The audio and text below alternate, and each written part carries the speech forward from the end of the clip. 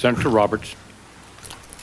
Thank you, Mr. Chairman. I mean in no way to diminish the seriousness of what has occurred here, but it seems very clear to me that the task before Congress is to determine whether or not these abuses are the result of flaws in the system or if this was a matter, as has been indicated, of individuals that simply broke the rules. With that in mind, I'd like to know, Mr. Secretary, were any of the abuses that occurred in Iraq encouraged, condoned, or permitted by Department of Defense regulations or policy? Were any local or unit level policies in effect that would have encouraged or condoned or permitted these abuses?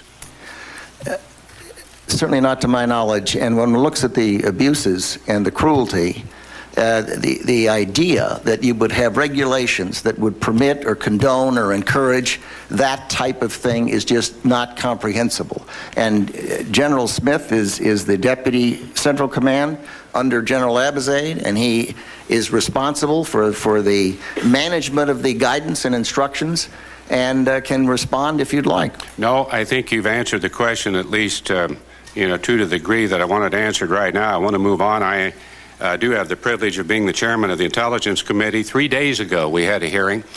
We had the military intelligence representatives there. We had the CIA there. They indicated at that particular time they did not know, had no evidence of any direction on the part of intelligence personnel at this prison suggesting that they commit these abuses at the behest of the military interrogators who asked the military police to, quote, soften up the detainees to prepare them for the interrogation. This sort of gets back to the opening statement by Senator Levin and the question by Senator McCain.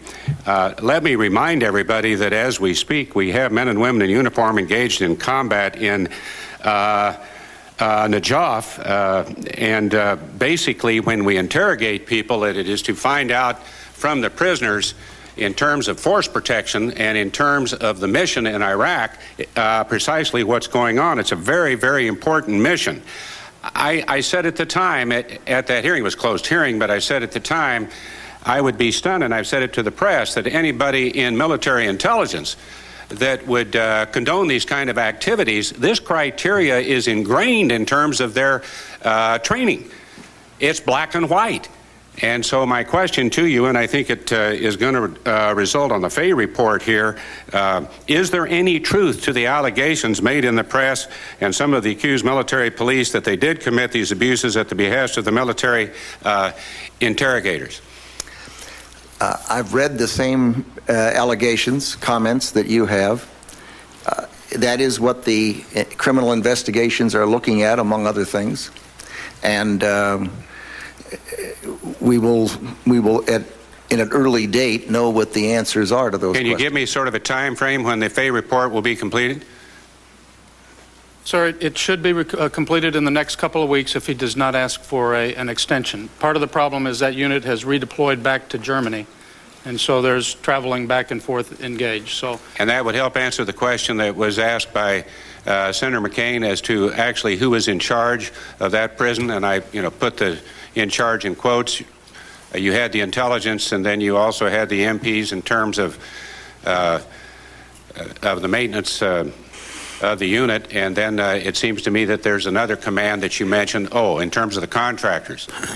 I think Senator McCain's question is right on. Who is really in charge? And I think you have a tripart system here. Is that being fixed? Will that be recommended by the Fay report? Sir, that's already been fixed with the appointment of Major General Jeff Miller as the... And he's the person that straightened out Gitmo down in Cuba. Sir, and he is there doing that right now, has been there since the middle of April. I thank you, Mr. Chairman.